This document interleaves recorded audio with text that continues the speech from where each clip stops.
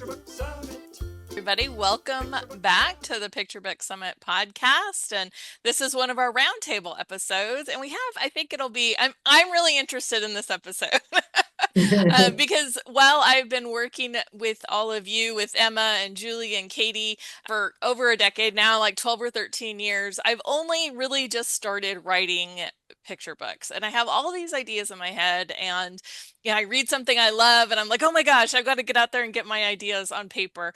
But I am really struggling finding a writing routine or some sort of process that I can work with and stick to make those dreams happen. And so I know that each of you has your own way that you do these things. And of course, there's always the wake up at 5 a.m. and but I'm not very functional at 5 a.m. a lot of times. So anyway, I'm just wondering how you guys do it. You guys all have multiple books out. You're actively writing every month, and I know that you guys are doing this all the time. So I'm just wondering how you do it. And I think this will be really helpful for our listeners too. One thing our listeners should know before we start is that we agreed to come into this conversation cold. So Yeah. none of us knows what anybody else is going to say because we thought that would make it a more interesting, honest discussion. All right. Well, I'll start. I'm going Okay. to start by saying that my process is in transition right now because, historically, as I think most of our listeners know, I have written with a partner, partner being my mother. And while we still have a couple of books in the pipeline together, I am also now working quite a bit more on my own projects. And so my process working with a partner is quite different than my process working on my own projects. And obviously, when you have a writing partner, it's all about scheduling a mutually agreeable time to work together. We both prefer to work from an outline. So we will brainstorm ideas together, brainstorm the outline together, and then once we have that outline and that skeleton structure, we then essentially think out loud or write out loud in a process of finishing each other's sentences. That is very different than the process that I am figuring out for myself. So while I have in the past, I have a couple of other books that I've published independently, what I have had to do and what I am now trying to do with the picture books that I'm working on is schedule an appointment with myself in the same way that I schedule appointments with mom. And that I find is much harder to do. Because so many things seem to be quote unquote more important, or, I got to just take care of this first, or let me just put the dishes away and then I'll sit down, or, whatever it is. Yeah. So where I have arrived, or where I currently am with I currently have 3 manuscripts that I'm actively working on, 3 picture book manuscripts, one of which is out on submission, but I'm currently revising and resubmitting. The other 2 are still in the sort of 3rd or 4th draft stage, or maybe 6th or 7th draft stage. What I've come to recognize is that I am not an early morning person. I mean, I am an early morning. I rise early. I'm up usually by 6 or 6:30, but there are other things I need to do in the morning. I need to walk my dogs. I need to have some coffee. I need to take care of some other business, my teaching business and so forth in the morning first thing. So I generally do that first. And I acknowledge that my most creative time is between 11 and 3. After 3, I'm done creatively. Like after 3, I can do busy work, but I can't do generative creative work. So Is that because that was the time you had an appointment with your mom for so long? no, I don't think so. I just think that after 3 o'clock, my brain is dead and I'm just not that creative anymore. And I don't have that same kind of energy. So I can do busy, like I could never write at night. I don't know how people who do it, I don't know how they do it. That would just never work for me. After a full day of working on things, my brain is not fluid in that way. So what I try to do is take the early half of that 11 to 3 window on days when I don't have other obligations and put my best energy in the, towards rewriting or writing in the first half of that window. So how often are you able to do It's that with your other usually, obligations? yeah, that's the problem. I'm lucky if I get 3 days a week. I Okay. feel like that's a good week if I get 3 days a week doing Mhm. stuff. And that is for the real generative work, either the initial idea development or the out again, I continue to outline before I write because I need a roadmap. I need to know where I'm heading Yeah, towards. that makes sense. Yeah, so I will give myself, you guys have seen a lot of my outlines. I've taught them at Picture Book Summit. I'll give myself those exercises to do to really think about what my character wants, what's in their way, what they're, what they do to overcome those obstacles, what the takeaway I want to aim for with my reader is. I answer those questions first. Okay. And then I start brainstorming, okay, how, what's the entry point into this story? Where am I going to begin and go from there? And recently, I have given myself permission to just to work in chunks. So on this revise and resubmit, for instance, I have not solved the ending. I've been working in little chunks and I'm just like, it's okay. I solved this today. I came up with this one page, and that's enough for today. That's enough. I can solve the ending tomorrow. Maybe tomorrow I'll have a brilliant idea. Yeah. Well, now that you Um, solved that one problem, maybe some other pieces will click into place while you're sleeping and then Right, exactly. yeah. And it's interesting. I have some real I'm wrestling with some real questions about creativity at the moment and when inspiration comes and how and where. And I find that if I'm really stuck, if I put whatever it is, the problem aside and do something like take a shower or take a Mhm. walk or do something else and purposely not think about it, not Mm. like be thinking about it while I'm doing that thing, not be mulling it over while I'm doing that thing, but purposely, look at the scenery or be in the moment of the dishes or whatever it is, something bubbles up. Hmm. That's usually when the solution, sort of in spite of me, bubbles up. And what I'm currently really preoccupied with is how to make that happen more consistently and more often. Mhm. And it will. Yeah. Like how do I tap that resource more regularly and Right. more consistently? All right. I don't have an Ju- answer yet. Mhm. Julie, Katie, do either one of you want to share what does your writing routine look like? Go ahead, Julie. Well, I hope people feel better when if you don't have an explicit writing process. I hope you'll feel better after listening to mine because I don't really have a process. I mean, I thought about this. Of course I do because I get writing done, but I can't write from an outline. So I'm the opposite of Emma. So you're a pantser. I'm a Emma is a pantser. plotter. Emma is a plotter. I'm a pantser. And Which, I for those of you who don't know, that means writing by the seat of your pants. Like you're Right. just Flying open by the the seat of your vein pants. and Right. Putting two so characters in a room together and letting them talk to each yeah. other. right, Well, right. not quite. So I would say I do 80% of my writing in my head.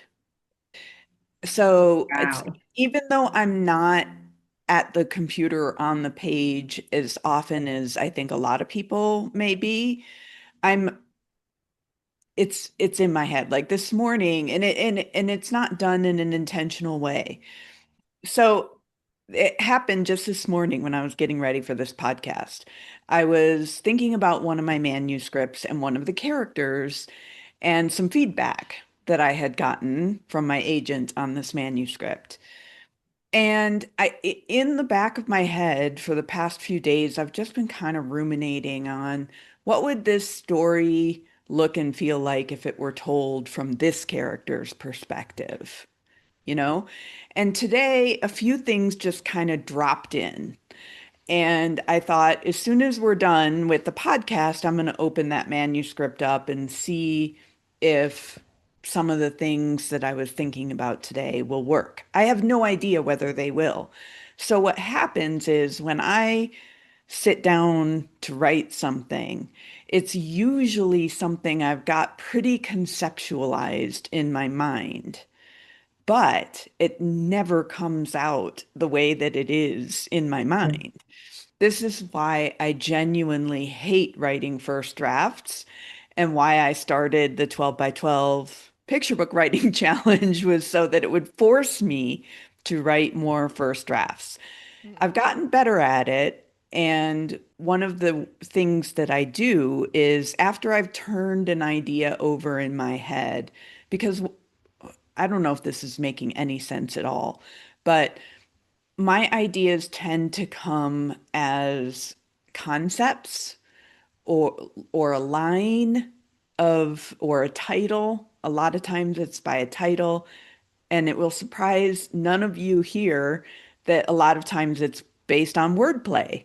You know, I get some funny little punny thing in my head or like a play on words about this or that, and then the idea kind of goes from there. So it's not super visual at the beginning. It's usually, and like Emma, oftentimes what I will do is kind of plot out my story while I'm walking.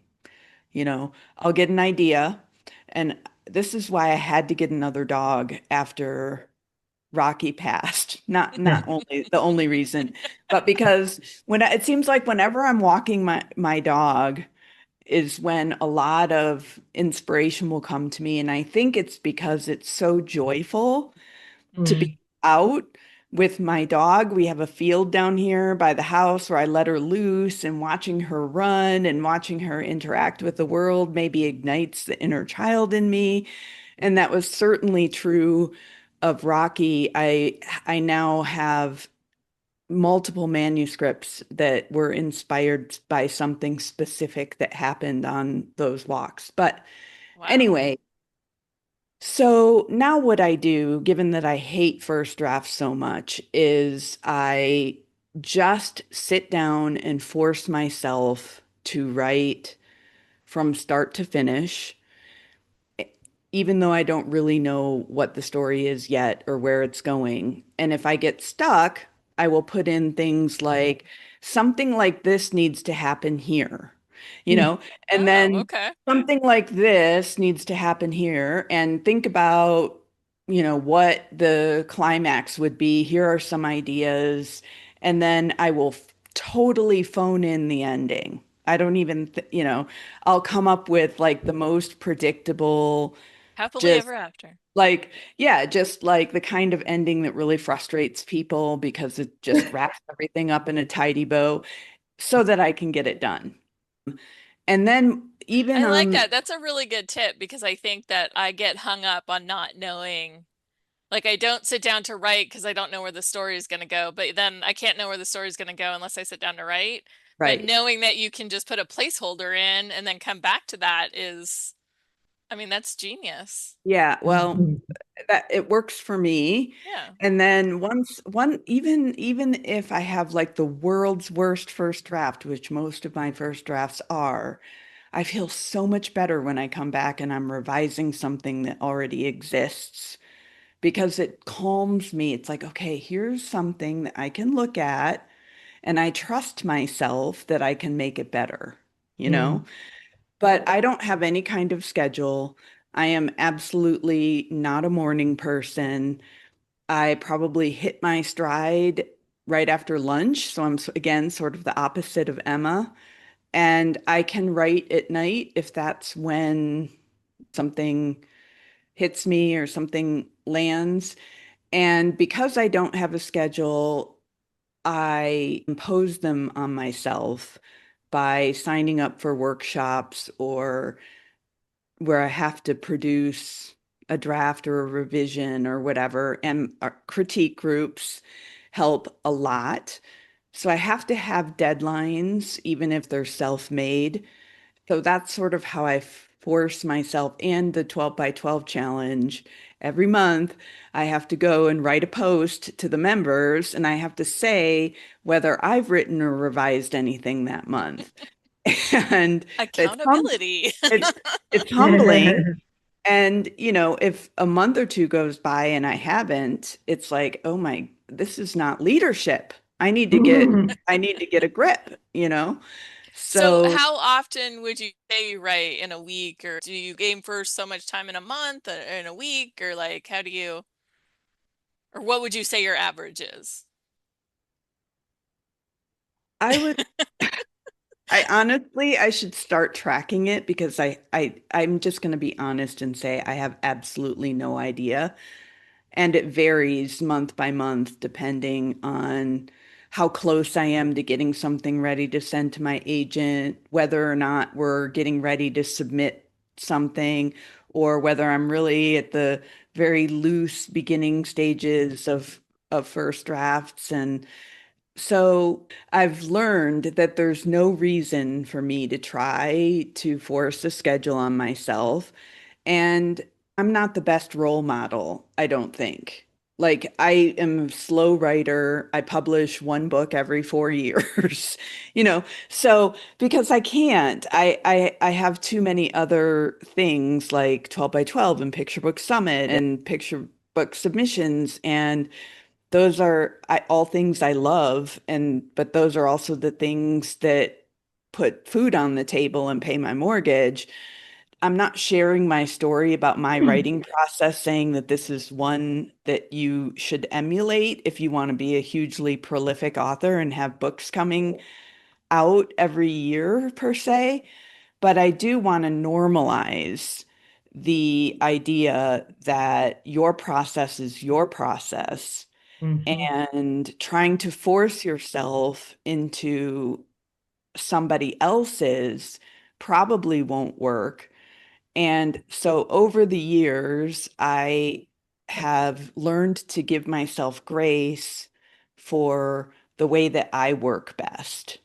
And the way I work best is when I literally feel it in my body. I've got something building, building, building, building, and then I'm like, oh, I need to write it all down, And from there, it can be a little more scientific. I can go in and revise and on a deadline and things like that. So when you find yourself inspired, do you just push everything aside and you go right now, whether that's at 1 o'clock in the afternoon or 12 o'clock at night, or Yes. okay. So you're Yeah. led by inspiration. Yes.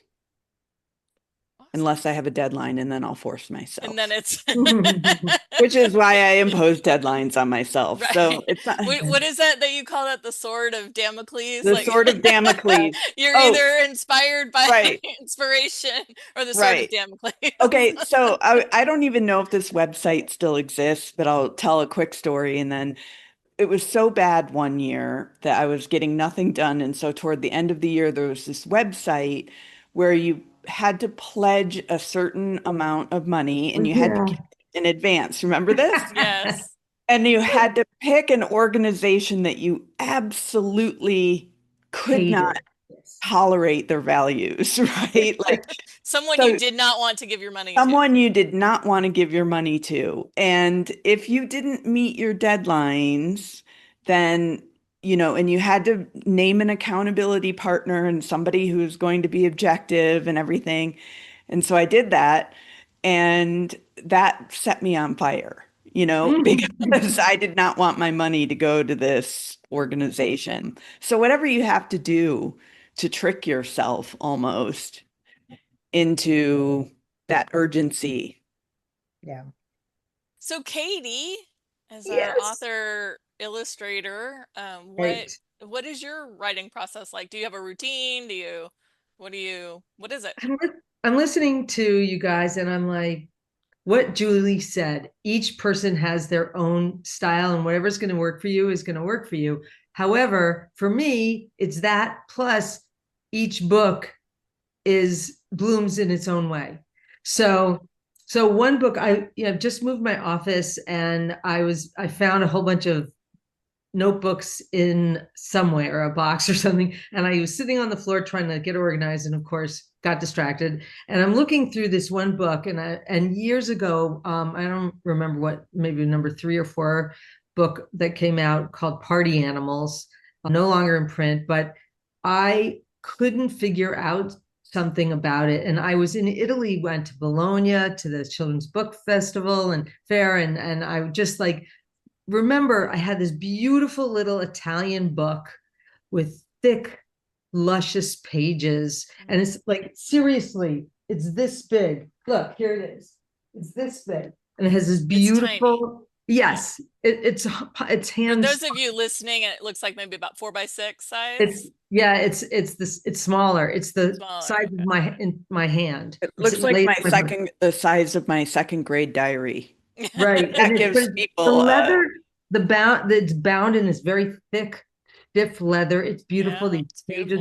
And I bought this book, and I paginated the whole picture book in there, and I came up with the ending because of that. I knew that and I was with other writers, and that was helpful because I kept talking about it ad nauseum. I'm sure they were like, oh my gosh, when is she going to stop talking about this book? Because I become obsessive. I truly do. And so that leads me to, when do I work? I am a morning person. I can get up. This makes my husband crazy, but I can get up, and before I even have coffee, I'm like, so, what do you think of this?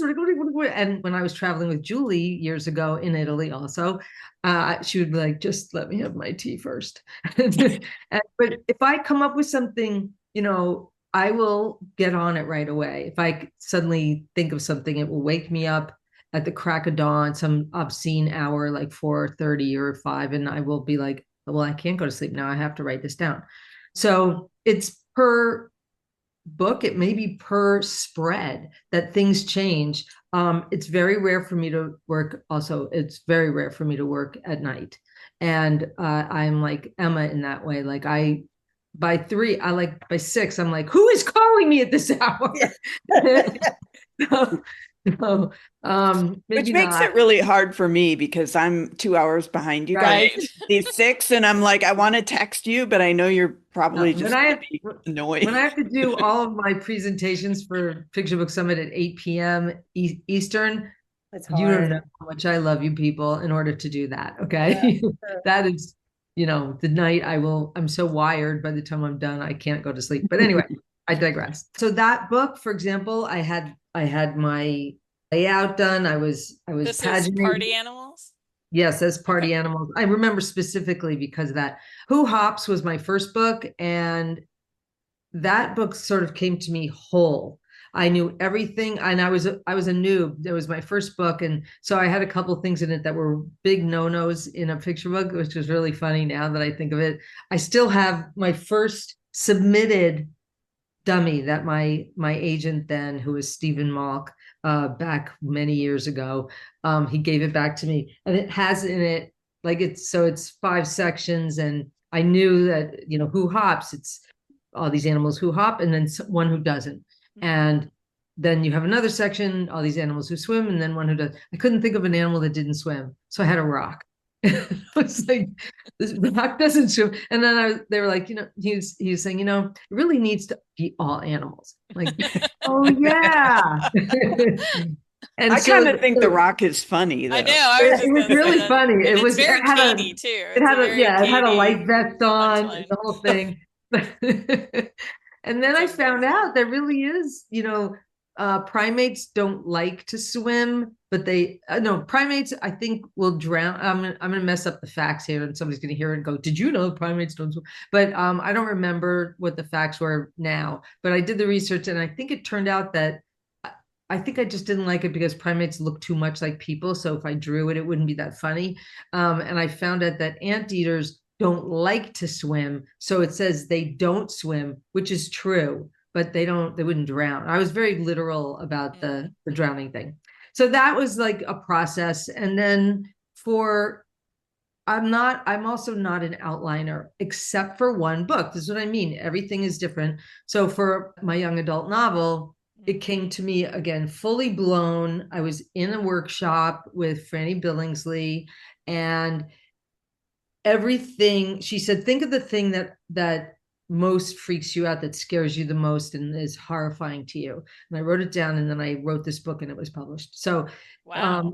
One thing that all of us writer onlys always want to know from an author illustrator, Katie, is do you get the pictures first and then add the words as you go along, or do you get the words first? Like, where does inspiration, and like you said, every book is different, but like usually for you as an author illustrator, which one yeah, comes first? usually I am writing first. The story is first.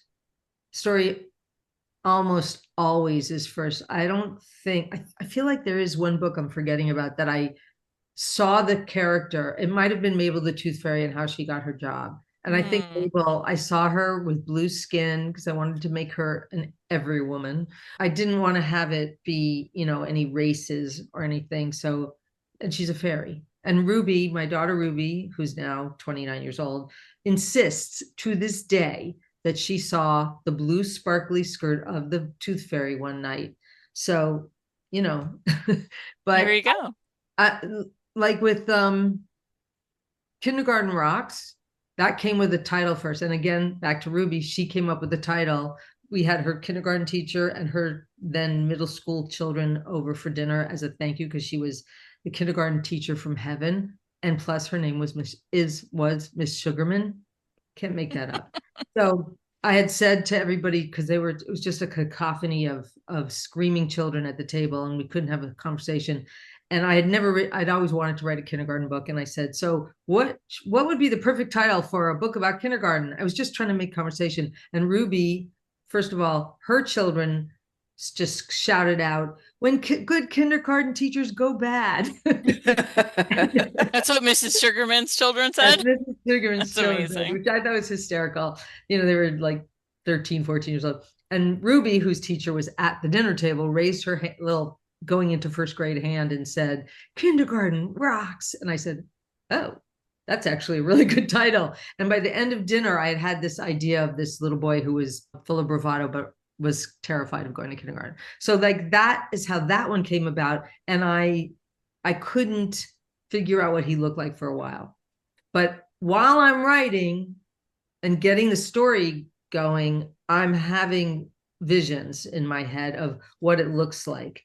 And we're in a critique group together. And I just want to tell all these people who Kelly's like, I'm just starting. She's good. Okay. She's good. And I've been asking her for over a decade, when are you going to start writing picture books? So I'm thrilled about this. I had to absorb all of the information first. Yes, well, you did. You were very patient.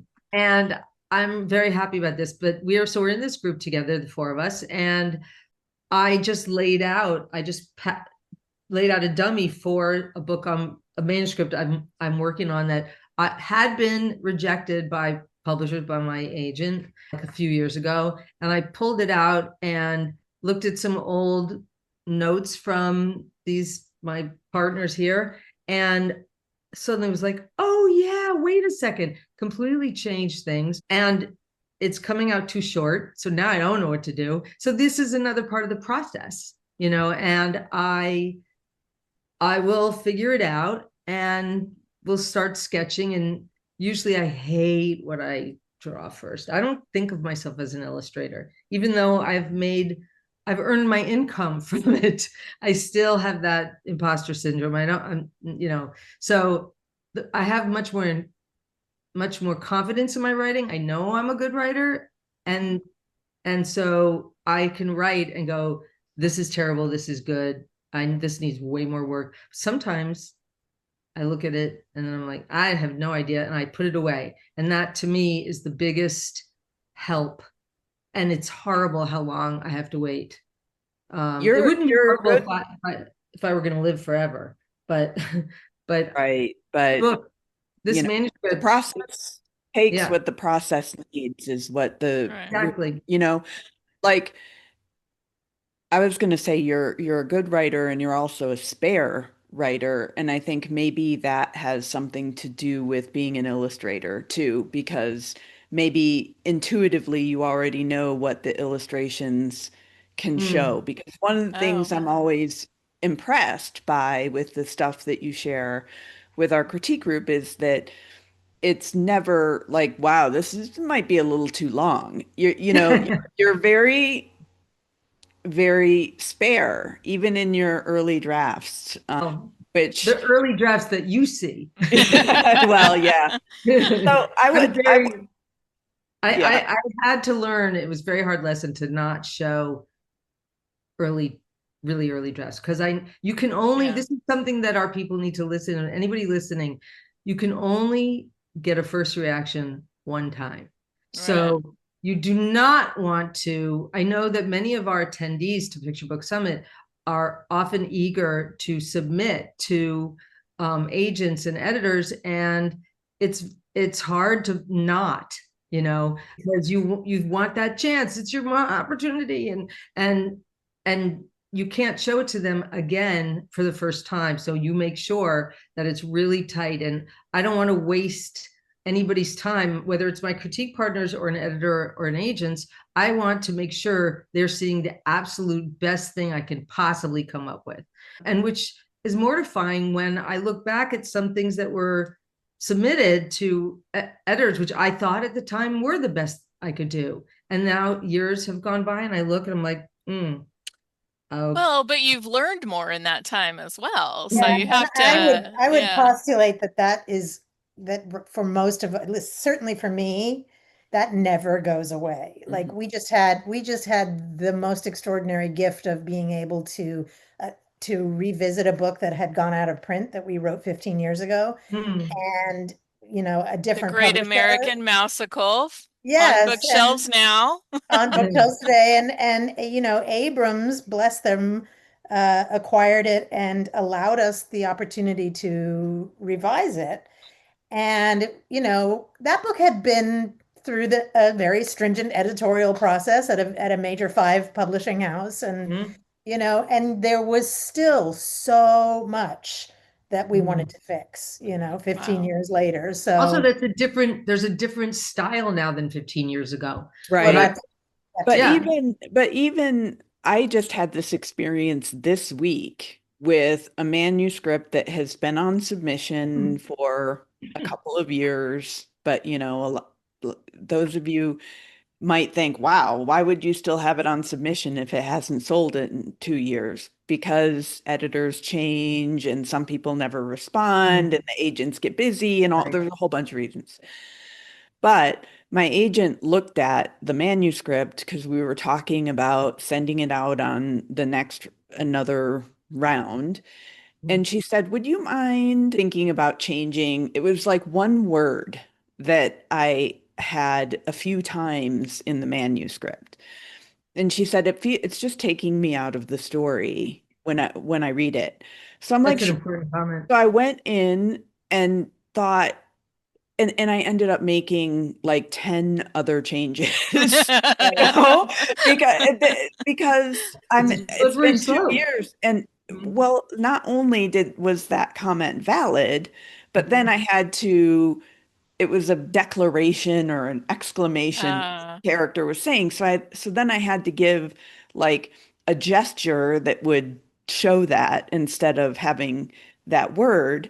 But then I kept reading, I'm like, ugh, this sentence is so like on the nose, So I put like, do we really need this sentence? I don't think so.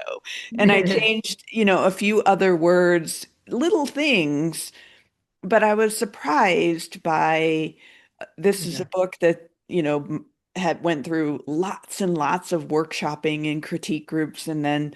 modifications with my agent and all of that. And yet we still, so I don't think, I think we all know that when we call something finished, it's not really finished. It's just as far as we can take it right then. Mhm. And Yeah, right, I right. just And want that's why when to, I say at Picture Book Summit or several of our other events, when I say like, we hope you'll at the end of this, you will look at your manuscript in a different way. And that's the kind of thing that I think of is that like that manuscript was as finished as you can get it at the time, but then you've learned since then. That's why it's so important to be lifelong learners as writers, Right. is I think we're always, no matter what stage you're at, you can always do something better or learn something better.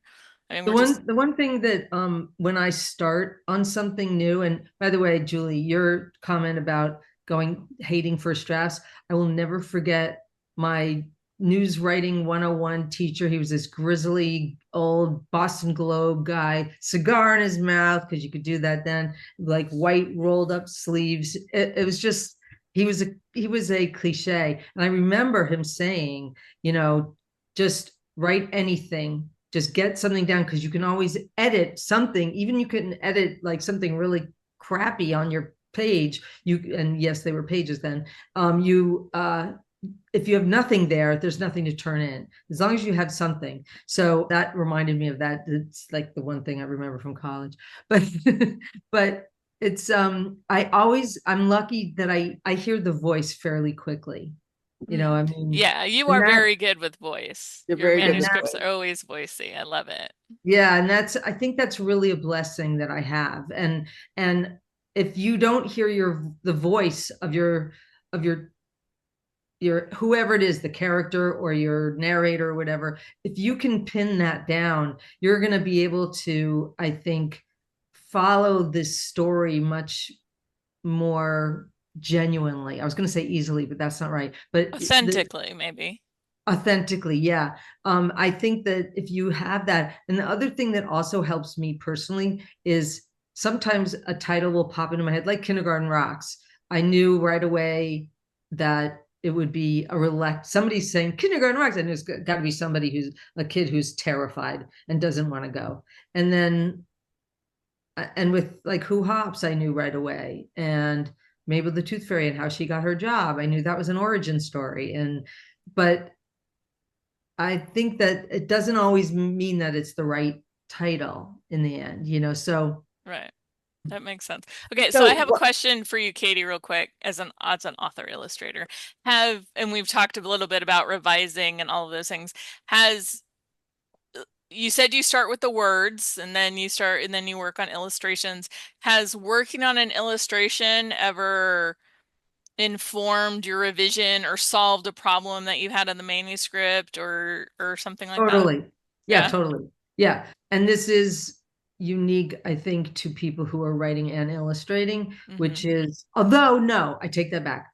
I take it back, because it actually is something important for writer onlys, because what I was going to say was that if I'm illustrating something, I can take some of the text out that does double duty. You don't need both. You don't need, and you certainly don't need, he wore an orange hat, but easiest thing, you don't need to say that, because the illustrator unless the hat is purple and you're being ironic.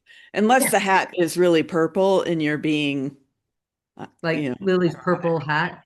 No, that was like you say that hat is orange, right? And they're that's wearing a kind of the purple hat. premise. But I mean, I'm just trying to describe. I know. Yeah. So I would realize like, oh, they can't be wearing a coat when I said it was spring or whatever. And for writer onlys, it's really great if you know that while you're writing, because you should be drawing with words what the illustrator cannot draw in a picture. So I always think of the picture and the words like two tent poles like leaning on each other. Without one, the other's going to go down. It's not. And if you are watching this on YouTube, you're watching me flail. Anyway, I think that you can guard yourself against over description and tighten your work by thinking the illustrator can do something with this. If I just say, I don't know, I'm terrible at writing on the spur of the moment. Well, I remember Paul O. Zielinski, I think it was the second Picture Book Summit, and he was showing us Toys Meet Snow. And the author had just written The Toys Go Outside. And he was like, so then I had to figure out how to get outside. Yeah. That's, to So me, She that's said what the needed to most happen, fun. but not how it needed to happen. And that's the way they were able to work. Mhm. The two things were able to work together. So, all right. Well, clearly this is a topic we could talk about all day. But in closing, what I'd love to know is like how many drafts do each of you write in a year? In a year. Oh, in a year, not per Well, book. that one's easy for me because I do track that Right. with 12 by With 12. 12 by So 12 and the check-ins every month. I would say my average, no, not average, 5. 5 new stories every year. Yeah, like this year Well, I'm wait a minute. Are we talking about new I'm stories, or talking, are we yeah, talking about news. drafts of one story? no new stories, brand new Yeah, stories. news stories. Yeah, how many news stories do you write in a year? Right. I Well, think there's an important follow-up question to that though, Yeah. which is, and I asked this in the 12 by 12 group recently, and it was fascinating to see the results. So I put a poll up. Do you mind if I No? share this? Because writing a first draft, I don't know about you guys. I would be really interested to hear how many drafts you write that you just abandon. Because for me, there's a lot, quite a lot, because I'm trying to produce enough so that I get something that I'm excited about working on further. So you'll Oh, write a brand new I'm story and gonna then you'll write read it and go, no, never mind. I'm not interested in this anymore. if I write 5 new drafts, 1 or 2 of those might be something that I take to the next level, where I at Wow. least try to go deeper.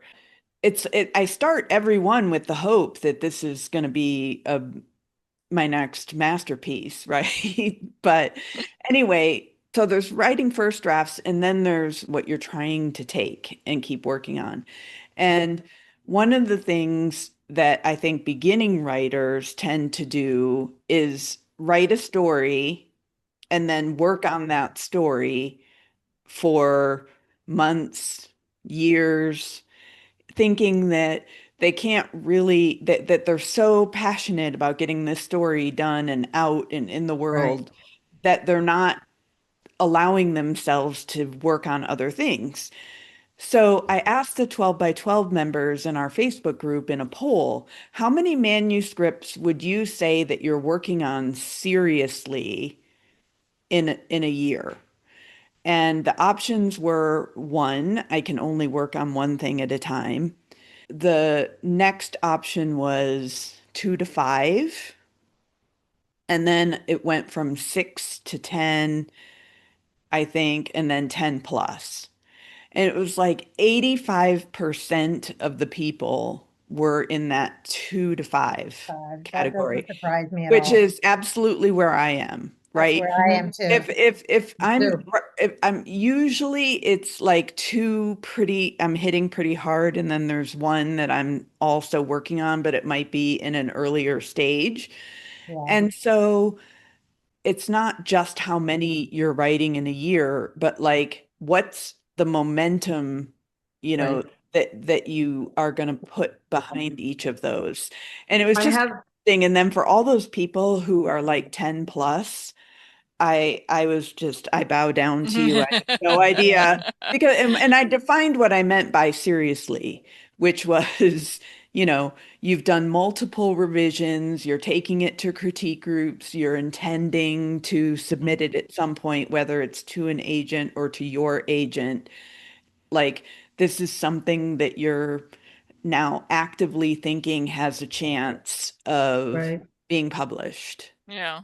I was just going to answer your question. I was like, geez, I only have like, I think maybe 3 to 5 is what I was thinking that I'm serious about. And then I thought, but I have like at least 12 that I've never even looked at. So I looked in my WIP, my work in progress folder that I have in Dropbox, and there are 63 things in there. And this is over years. It's not just one year. There are things I had an idea for and I make a folder for, and I'm like, oh, this is great. I love this. And I have never gone back to it. Or, and not that I don't think that they're not good ideas. Other things have just lit me on fire more Right. quickly and more obsessively. And I do get completely obsessed once I've gotten my hooks into it. I mean, there are things where it's very hard for me to let go. And I do think the lockdown helped me become less obsessive because I couldn't, do anything. And it was the one positive thing, that outcome for me personally that I had, that I was able to learn how not to be obsessed with trying to get it all done. Oh, that's fascinating. Okay, so Emma, where do you fall in this? How many serious drafts you're working on, or how many you produce in a year? Well, Or again, I'm, like I said, I'm sort of in transition at the moment, but it's pretty consistently been about 3 manuscripts a year is what I tend to average. Not that all 3 of them are submission ready or get published in a year, but there are, generally speaking, typically 3 manuscripts that I'm working on at the same time. And that's been true whether I was working with mom or even now, right now, I've been working on the same 3 manuscripts since the beginning of the year, as you guys know from our critique group. So yeah, it tends are they at seems to various be. stages? Like, do you have one that's just starting and one you're just Yeah, doing finishing yeah, touches yeah, on? yeah. Is One so they're is not one is 3 all at the the same Yeah, one stage. is in like the 12th draft and one is in the second draft or third draft, and the other one is somewhere in the middle. So So they're all phases. how many drafts do you generally have, you or you and your mom, Depends. It before a book really goes depends on to? the manuscript. I remember we did something like 14 drafts of The Very Fairy Princess Mm, And what do you call a before draft? How much a changes? total rewrite, Okay. basically, like a really rigorous rewrite, not just a word here or there, but a real mm, hefty revision. I mean, it took us like 14 versions of that manuscript before we even realized it was wanted to be an origin story. yeah, So that was a situation where we had a character and we loved the character and we knew exactly who she was and we just couldn't figure out how to introduce her to the world. wow. Um, but now I would say at least 6 drafts before I even show it to my agent. Okay. And then after that, typically another 2 or 3 drafts before she and I decide it's ready to go out on submission if we get to that point. Right. And then Okay. sometimes like now, right now, we've been out on submission with something and I've just taken that manuscript back into workshop. Mm, And I'll be bringing it to critique group this month. So, I've just sort of hit pause and I'm going back to try to fix some things that I've learned from the submission process right. before I go back out with it again. Okay. Well, guys, this has been so informative. Thank you for sharing. I'm not sure that I know what I need to be doing yet, but Well, it's I just think you a guys process have you given me the discover. grace to figure out what my process, Yeah, what the I think, process I is that's mean, going to work for me. It's a process it's you so discover. individual, and I think if you take anything from this conversation, it's that you got to find what works for you, Exactly. Right. because we all have different processes Right. and, And to you know know, that it's going to evolve over time. I mean, Right. when I started writing, my daughter was 4 and my son was 1. And right. now, she's 22 and he's 19. And Mhm. they're both, I'm an empty nester, Right. as of a couple months ago. So that it's now evolving for me, and your process will change. And like Katie said, it also changes drastically book by book. I'm Right. sure I did more than 100 drafts of Song After Song because I Yeah. was working on it for so long. Overbear Underwear was like 5 or 6, you Right. know?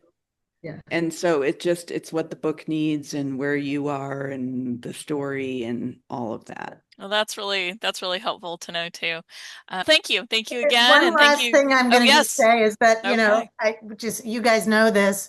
I'm in the middle of this rewrite right now, and I just remember saying to Julie this week as we were logging in for a meeting that I had just finished a writing session, writing picture books is so hard. It's so hard, and it's Fewer hard words you no have. matter what. It just huge respect for every person who tackles it and tries it and does it.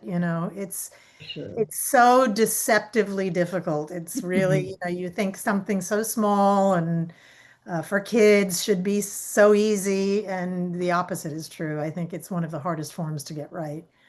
So, Yep. you know, don't beat yourself up if your process isn't a snap, you know.